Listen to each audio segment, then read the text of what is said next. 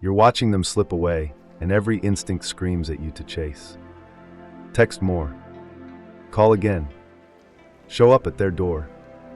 Fight for what you think you're losing. The panic rises in your chest as their replies get shorter, their availability shrinks, and that warm connection you felt begins to cool.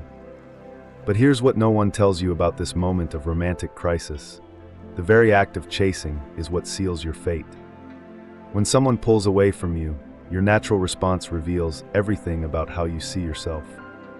Do you believe you're worth staying for, or do you believe you need to convince them of your value? That split-second reaction exposes whether you operate from a place of abundance or scarcity. Most people choose scarcity without realizing it. They flood the other person with attention, affection, and availability. They make themselves smaller, more accommodating, more willing to bend. They sacrifice their own needs and boundaries, hoping to win back the connection through sheer effort and devotion. This approach fails every single time. Psychologist Robert Cialdini wrote about the principle of scarcity in his book, Influence. We value what seems rare and dismiss what appears abundant. When you chase someone who's pulling away, you're essentially advertising your abundance. You're telling them they can have your attention, your time, and your emotional energy without any effort on their part. The person who pulls away often does so unconsciously. They're testing the dynamic. They want to know if you'll respect their space or violate it. They want to see if you have enough self-worth to maintain your own life, or if you'll abandon everything for the chance to be with them. When you chase, you fail that test spectacularly. Carl Jung talked about the shadow self, the parts of ourselves we don't want to acknowledge.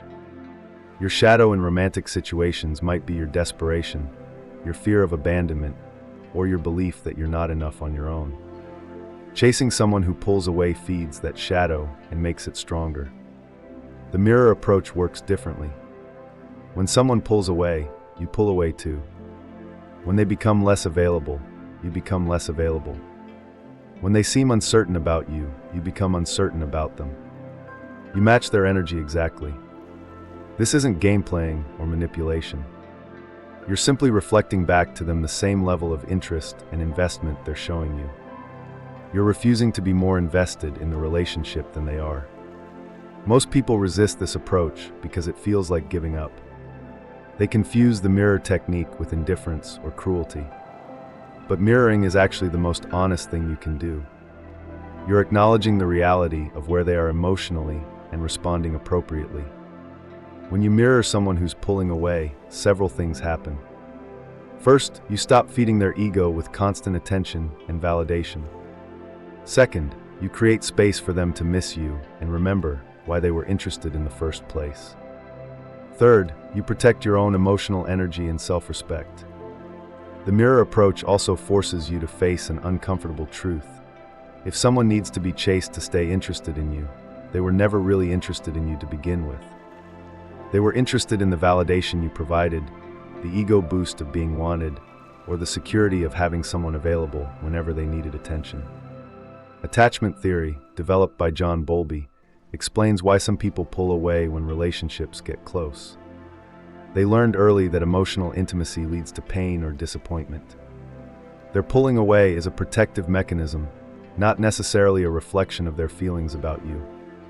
When you chase someone with avoidant attachment patterns, you trigger their deepest fears about losing independence and being controlled. When you mirror them instead, you signal that you're not trying to trap or overwhelm them.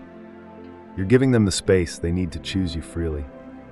The hardest part about mirroring is accepting that it might not bring them back. Some people will take your step back as permission to leave entirely. This outcome tells you everything you need to know about their level of genuine interest and emotional availability. Real love doesn't require chase scenes. Real connection doesn't demand that you sacrifice your dignity or self-respect. Real partnership involves two people who are equally invested and equally willing to show up for each other. The mirror technique teaches you to value yourself enough to walk away from one-sided dynamics. It shows you that your worth isn't determined by how hard you're willing to fight for someone's attention.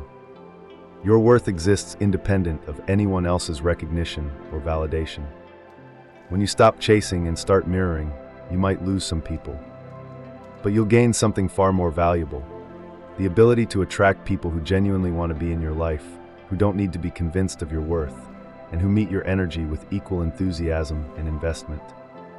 The person meant for you won't make you chase them. They'll run toward you just as fast as you're running toward them.